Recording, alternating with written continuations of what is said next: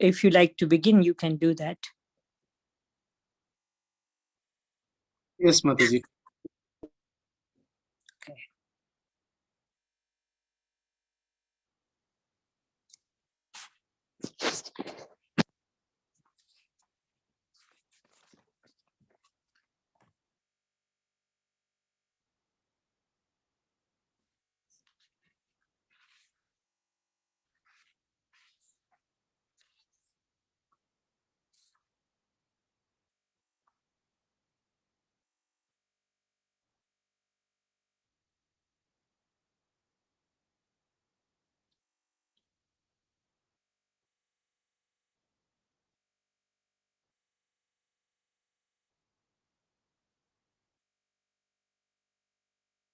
Is it on?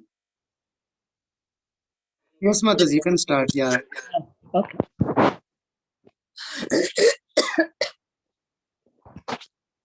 Om Namo Bhagavate Vasudevaya.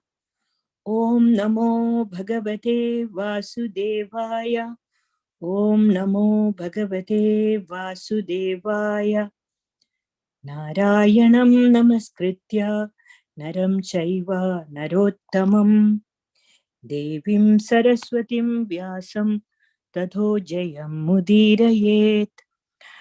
Shinvatam Swakatha Krishna Punyashravana Kirtana Hridyantasto Bhadrani Vidhunoti Suhritsatam Nastya Prayeshu Bhadreshu Nityam Bhagavata Sevaya Bhagavadyuttama Sloke Bhaktir Bhavati Naistiki Om Atnana Timirandhasya Jnananjana Shalakaya Chakshurunmilitam Yena Tasmai Shri Gurave Namaha Mukam Karoti Vachalam Pangum Langayate Girim Yatkripatvamaham Vande Shri Guram Dinataranam.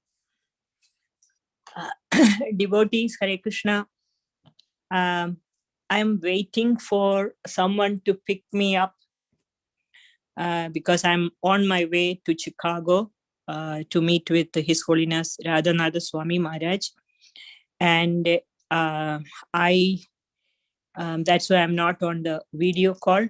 And when they come here to pick me up, I will have to pause this class and get into their car before continuing. So you will have to bear with me. With that, just to give me 1 minute before we go to the verse.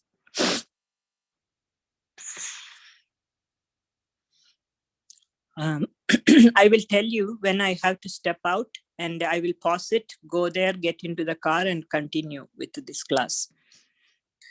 So today we are discussing Srimad Bhagavatam, Canto 2, Chapter 10, verse 19. So I'll chant the verse. Om Namo Bhagavate Vasudevaya. Om Namo Bhagavate Vasudevaya. Om Namo Bhagavate Vasudevaya. Vivakshor Mukhato Bhumo Vaknir Vagvyakritam Tayo Jale Chaitasya Suchiram Nirodha Samajayata Vivakshor Mukhato Bhumno Vaknir Vagvyakritam Tayo Jale Chaitasya Suchiram Nirodha Samajayata. The translation: when the Supreme desired to speak, speeches were vibrated from the mouth. Then the controlling deity, fire, was generated from the mouth. But when he was lying in the water, all these functions remained suspended. When the Supreme desired to speak, speeches were vibrated from the mouth. Then the controlling deity, fire, was generated from the mouth. But when he was lying in the water, all these functions remained suspended. Purport by Srila Prabhupada Ki Jai. The peculiarity of the gradual development of the different senses is simultaneously supported by their controlling deities. It is to be understood, therefore, that the activities of the sense organs are controlled by the will of the Supreme.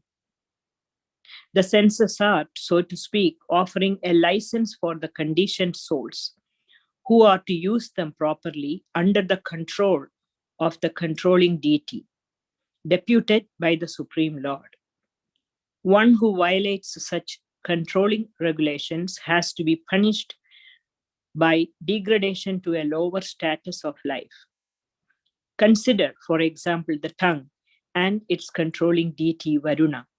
The tongue is meant for eating, and men, animals, and birds each have their different tastes because of different licenses. The taste of human beings and that of the swine are not on the same level. The controlling deity, however, awards or certifies a particular type of body when the particular living entity develops a taste in terms of different modes of nature. If the human being develops taste without discrimination, as does the swine, then the controlling deity is certainly certified for the next term to award him the body of a swine. The swine accepts any kind of foodstuff, including stools, and a human being who has developed such life is also God's grace. What is that? A human being who has developed such indiscriminate taste must be prepared for a degraded life in the next life. Such a life is also God's grace, because the conditioned soul desired a body like that for particular taste, a particular type of foodstuff. If a man gets the body of a swine, it must be considered the grace of the Lord, because the Lord awards the facility. After death, the next body is offered by superior control, not blindly. A human being, therefore, must be on his guard as to what sort of body he is going to have in the next life. An irresponsible life of indiscrimination is risky, and that is the declaration of all scriptures. So, Srila Prabhupada begins his purport by describing this gradual development of different senses, which are controlled by which are supported by different deities, and how the activities of sense organs are controlled by the will of the Supreme. So, in this particular verse, this section of Srimad Bhagavatam, this particular verse is describing the process of creation. Not only this particular verse, from verse 17 through 30 is describing the process of creation. So verse 19, which we are discussing today, I think these people who are picking me up is outside. Can you please wait for me for 2 minutes? Is it okay, everybody? Just let me pause this and go get into the car. You will bear with me? Yes, Mataji. Okay, just please wait. I'll just mute myself, get into the car, and then continue that there.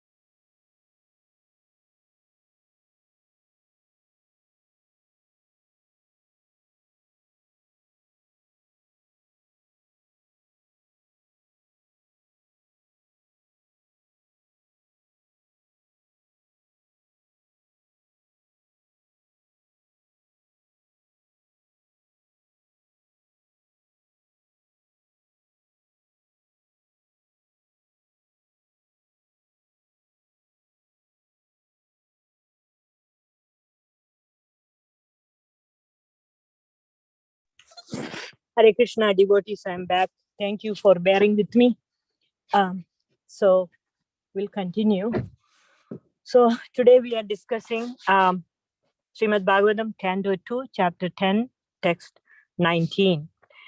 So as I was about telling that the verses from 17 through 30, it is all describing the process of creation. So verse 19 is particularly speaking about the Lord's desire to speak. The mouth vibrated the speech, and the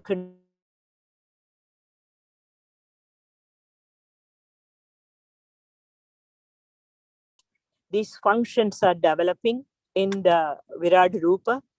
And similarly, there is a sequence in which human being. So the key point is that, actually this is the key point, that the Lord has desires. The Lord is Lord has a personality, and he also has desires. And it is fulfilled by the differentiation of three features: Adi Baudik, Adhyatmik, and Adi Daivik. The same thing is replicated even in the development of a child in mother's womb. And this will be clearly understood when we understand how the Virat Roop develops. However, it is not an easy subject matter. I personally don't have much of a deeper understanding of this. Even when I was reading about this, I could understand it only very little. So in chapter 2, in the first two cantos of Srimad Bhagavatam, there is very vivid description of creation, particularly second canto. So the Lord's presence is needed at every stage of creation. Every stage of creation, the Lord has a very active presence. So as the universe is beginning to expand, Lord's expansions are also appearing along with the expansion of the universe. And because of Lord's incarnation, various incarnations like Purusha avatars, that it is through the Purusha avatars all the creation is getting done. So cosmic manifestation, it progresses through subsequent stages of creation. So just like the presence of the soul enables our body to live and grow, similarly, presence of the super soul allows this entire material creation to continuously exist. So just like the soul is there in our body, there is a super soul in our body. Similarly, the presence of the Lord as the super soul at different levels are required for the creation to expand and exist. So there are three categories of these super souls that sustain material creation, and at every stage of its development, as well as its maintenance. So not only material creation, the stages of its development and its maintenance, it is all facilitated through these three different type of super souls, even though that is the same Lord. So the first expansion of the Lord is that Karanodaga Sai Vishnu, which all of you know. And the Lord is lying in the causal ocean, Karana ocean, and he first creates all the material ingredients, and then the Lord is in the causal ocean. He's breathing, he's inhaling, and he's exhaling. And as all of us know, innumerable universes are coming out of the pores of his hairs. And every time he inhales, everything that is created is withdrawn. And it is that Lord's glance which is agitating the Mahat Tattva, and in course of time produces the three modes of material nature. That is that super soul, the Lord who is lying in the causal ocean. He is the super soul of the entire material creation.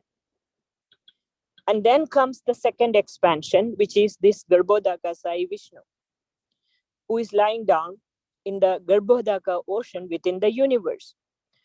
And he is the source of creation within this particular universe. And he is known by various names. And sometimes he is known as Narayana because he is lying down in water. And sometimes he is known as Hiranyagarbha because the Lord has entered into each universe. And sometimes he is known as Virat Rupa because the universal planetary systems are situated within the body of the Purusha. So Srila Prabhupada explains that desires of all kinds of sense perceptions and sense organs, it exists in the Lord, so that happens for the, since it exists in the Lord, similarly it exists in the living entity also. So in this section of Srimad Bhagavatam, the description is showing how different parts of that Virat Rupa is manifested when the Lord desired to perform a certain kind of activity. So that brings us to the point of trying to understand how these things develop. The process by which all living entities develop in the mother's womb, and how their sense organs are developing, and how the sense perceptions appear, it is following the similar principle as in the case of Virat Rupa. So the Lord, who is the cause of all creation, it really proves that he is not like impersonal. He is not without desire. So this desire is the nature of the Supreme, and the desire is the nature of living entity also. So in this verse, the Lord's desire to speak is more focused in the verse number 19. So in essence, living entities, they receive material bodies, which are first sanctioned by the Lord based upon our desire. We can have any kind of desire, but we don't need to go to the temple. I picked up everything. We don't need to go to the other house also. I have everything. Yeah. So the Lord's desire to speak. And so I was just saying that living entities receive material bodies by the sanction of the Lord, but that does not mean every desire is fulfilled. Only according to one's qualification, the Lord sanctions. So the creation of Virat Rupa through differentiation of three different features is described in this section of Bhagavatam. That is Adhyatmika, Adi Bhaudika, and Adi Daivika. So when this particular desire of wanting to speak appears in the Lord, the first thing is his desire to speak. The next thing is the gross sense organ that is required to speak, which is the mouth, that develops. And it is under the category of Adi Bhaudik. And then the subtle sense organ develops, and that falls under the category of Adhyatma. And the sense Devata also develops. And in this case of speech, it is a fire god. And then develops the Tanmatra, the bodily activity itself. So in essence, the desire is to speak. The sense organ is the face or the voice. And the subtle sense organ, in this case in Sanskrit, it is called as Vag. And that's an expression coming from the mouth. And the sense Devata is Vakni or fire. And the activity is speech. And this is exactly duplicated in the development of a baby in the mother's womb also. So in verse number, there's 2:10-14, I'll chant this verse. It is said, Adidhaivam Adhadyatmam Adibhudam Iti Prabhu Athaikam Purusham Viryam Tridhabhidya Tatachrunu. Just hear from me how the potency of his lordship divides into three, called the controlling entities, the controlled entities, and the material bodies in the manner mentioned above. So this is already discussed in verse number 14.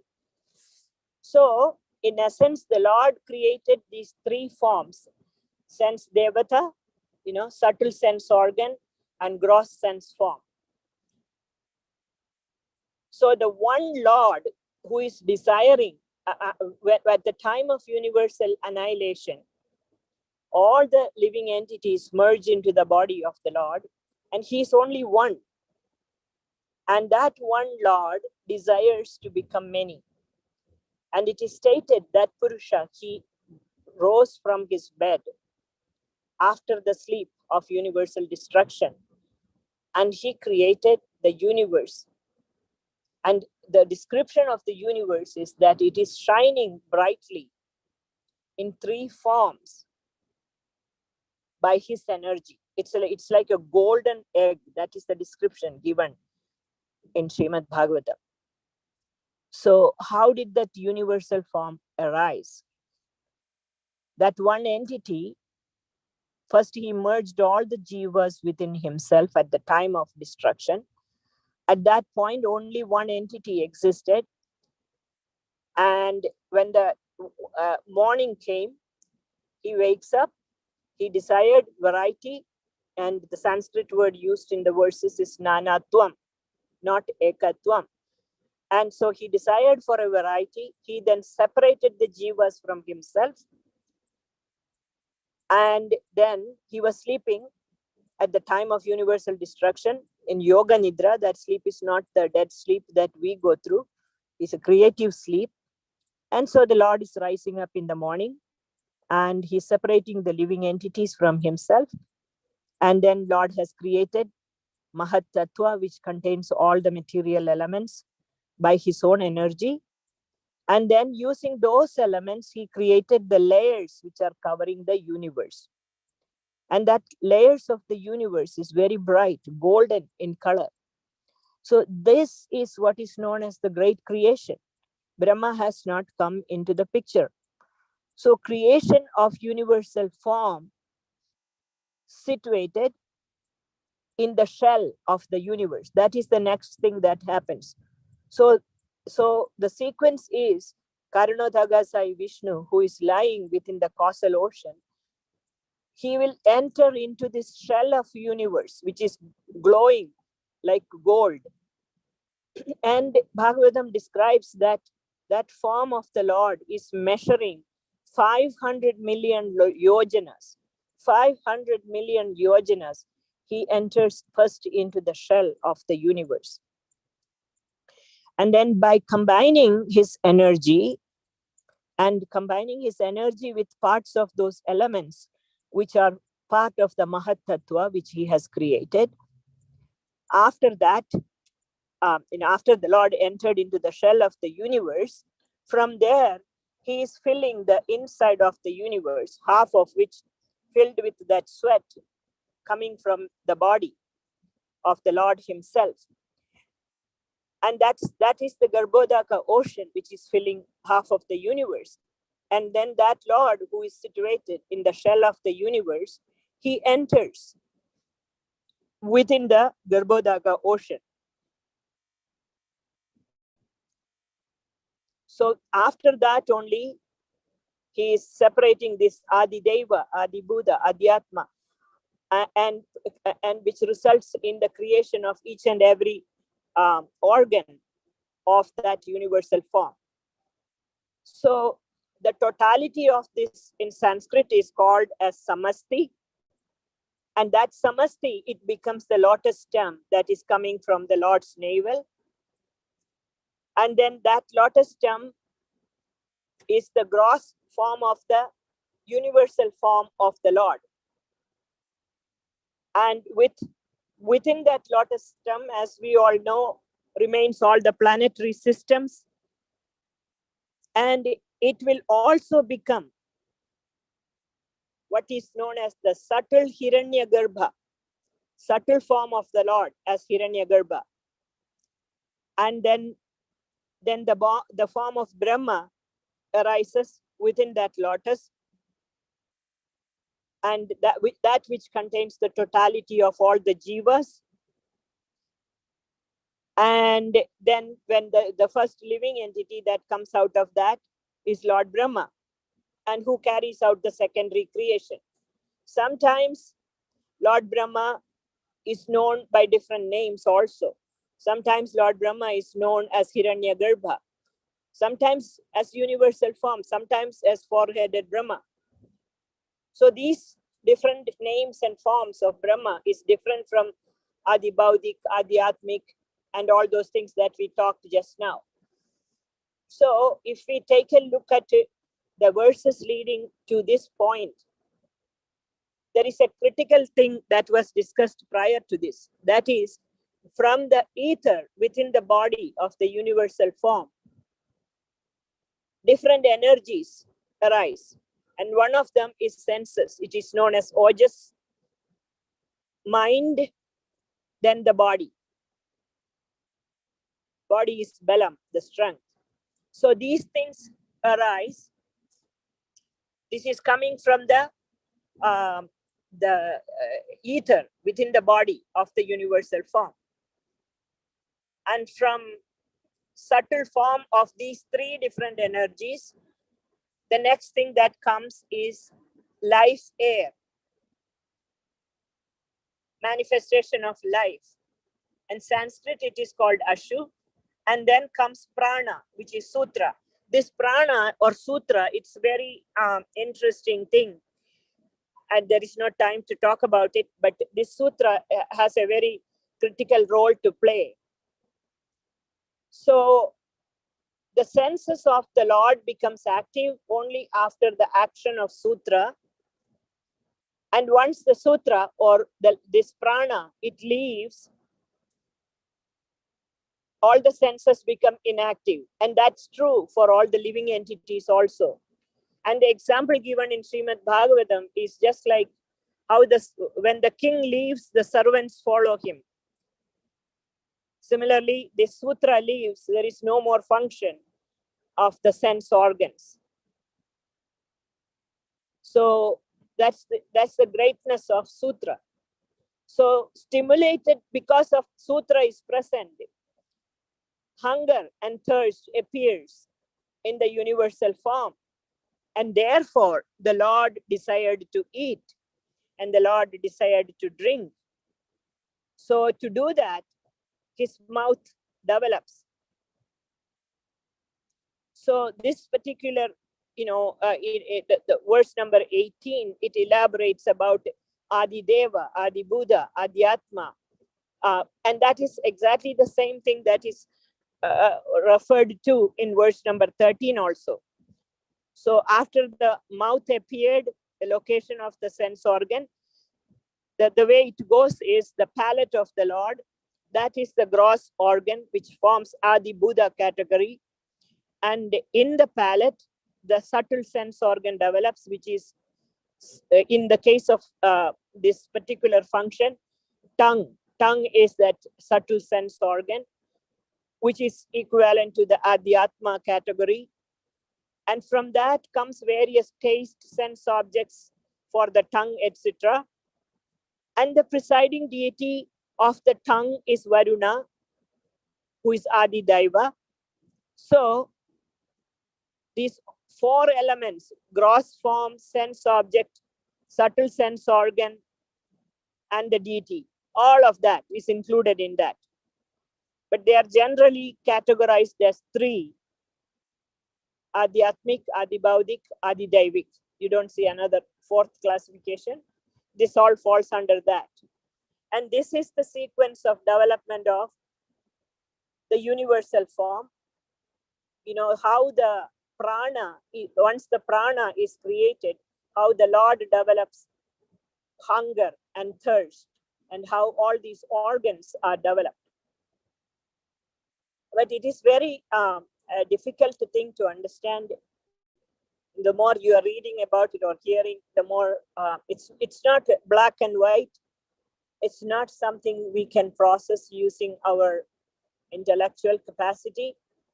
But if you look at the essence of it, what we learn is the Lord's presence is required at every stage of the creation of this universe, the expansion of this universe, the maintenance of this universe. And it is all accomplished through these different type of super souls. Karanodaka Sai Vishnu, Garbhodaka Sai Vishnu, and Kshirodaka Sai Vishnu. And this is the methodology in which the Lord has established this creation. And he replicates that same thing in the development of the bodies of the living entities in the mother's womb also. But even to get a comparison, it requires a lot of meditation. And even if you spend a lot of time on it, at least I personally could not fully understand, how, or I don't know whether anybody can understand why the Lord chose to do something of this nature. However, it is really fascinating to study any section of Srimad Bhagavatam. It really makes us understand the greatness of the Lord, and understanding the process of creation is also to understand the greatness of the Lord. With that, I'll pause here. If anyone has any additional lights to throw on this, any comments, welcome all of you to speak for a few minutes. I'm in the car, so there is a lot of road noise here.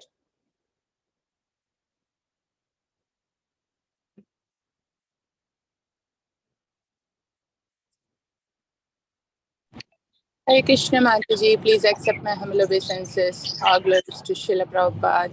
Thank you so much, Mataji. In spite of your other commitments, we couldn't hear any road noise, so that was really nice. Okay. Yes, Mataji. Okay. Yeah, so I really appreciated you bringing, this whole creation into this aspect in the light of this purport. And, at the end, as you're saying, you spend a lot of time still you didn't understand. But actually, I was seeing it that, you are able to explain it so in a simple terms and clear way that actually shows how much understanding you have. And, sometimes I go through this, like, why Krishna has to do this? Why this has to happen like that? And I get boggled down. And I can't, proceed from that point, whatever I'm studying or hearing. But as you said, you were sharing your own experience, how we need to take that. Just understanding the greatness and the will of the Lord is completely beyond us, and appreciate that greatness. And that, he is free to choose to do whatever he wants, even it seems totally contradictory. So I really like that point. And also in the purport, Prabhupada is mentioning, oh my, that's such a heavy thing. Like if you really have the desire to become swine, you will become swine. But we have to understand it's a grace of the Lord. So, that point really struck me. In one way, we have that freedom to desire or choose whatever nonsense we want. But even through that, Krishna is actually not leaving us. He is still giving us his grace, even though not very favorable for us. So that was really striking for me, to understand, appreciate, and be grateful for Krishna's mercy, and how we need to take it in a favorable way, our desires or whatever likes. Yeah, thank you so much, Mataji. It was really nice to hear from you. Thank you. Yes, but it's also interesting. Yeah, thank you for your you're summarizing your appreciation for this section. And the desire is the so sometimes people say to become desireless, it's impossible. And so because the desire existed in the Lord, but of course the Lord's desire is different from our desires. And as Prabhupada is explaining in that purport, if we have uncontrolled desires, and God has kindly given us a human body with the human senses, the taste in the mouth, or the ability to see and ability to speak and all those things, and misuse that and get attracted to all kinds of unwanted things, and without even a little bit of thoughtfulness put into that, and therefore all type of desires allowed to develop. Again, it's not a conscious way of living, it's unconsciously living that way. And if the living entity has that type of desires, the Lord will sanction according to what that living entity desires. And I mean, deserves also. It's not just a desire, but what they deserve also. And so the Lord sanctions, and the living entity gets that. But throughout all these things, the most fascinating thing is the presence of the Lord from the very, very beginning, from beginning at the Shirodaga ocean. And even when the Lord is lying down in Yoga Nidra, the process of creation, that is happening when he's waking up. And then next stage, he's entering into the universal covering. And then from there, he enters within the universe. And from there, he enters within every atom of creation. And he's replicating this process, even though we may never be able to understand this, we are not even thinking that there is a sense devata controlling the senses. None of the senses, our senses, will not function without the intervention of the sense devata. None of this is going to, we cannot do anything. We cannot see, we cannot eat, we cannot breathe if it is not sanctioned by the sense devata. The Lord created it that way. And we are not even aware of this. This is the beauty of Srimad Bhagavatam. It's clearly telling us that there is a process, and even though we are not aware of the process, that process is happening when every living entity is entering into a mother's womb, and that process is very defined and very fine-tuned, and there is the devatas put in charge of every little movement within our body. And because we have Srimad Bhagavatam, we get a glimpse of that. And because of that, we develop an appreciation for the magnanimity, the greatness of the Lord. And then we learn to see the presence of the Lord at every stage of creation, every aspect of creation. And that is the beauty of studying Bhagavatam. Not to me, I personally, I don't think I will understand even an atom of the real scientific process in which this whole setup is done by the Lord. I don't think it is possible, because it is, I mean, it's not even ordinary science. It is beyond all that. You will never understand the process, but you understand the greatness of the Lord. That's good. That's good. That's the most important thing, anyways. Yeah. Hare Krishna Mataji, please accept my humble obeisances. All glories to Guru and Gauranga. Yeah. Mataji, wonderful class. Thank you for that. And the way you ended the class actually caught my attention. And even in your comments right now, you ended the comments in the same way. Like you said, I will never understand why the Lord chose to do what he did this way. So what I was thinking at that moment when I heard those words was, the Lord is under no obligation to do the creation and all of that. Whereas, all these days I was simply assuming, oh, the Lord has nothing else to do other than just do the creation. There is 1, 2, 3, and after that, the multiple universes, blah, blah, blah. I was thinking it's all automatic. But now, once you gave that, the analogy that came to my mind was like a woman can choose to become a mother, or she could go out and do so many other things. The same way the Lord is under no obligation to create. So, that was eye-opening for me. I didn't realize that. Okay, thank you, Mataji. Yeah, that's an interesting point. Yes. Yes.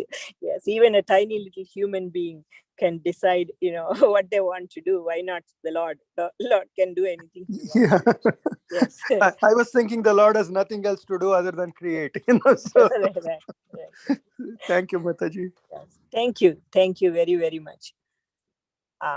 So I think we are over the time, and thank you all for being here.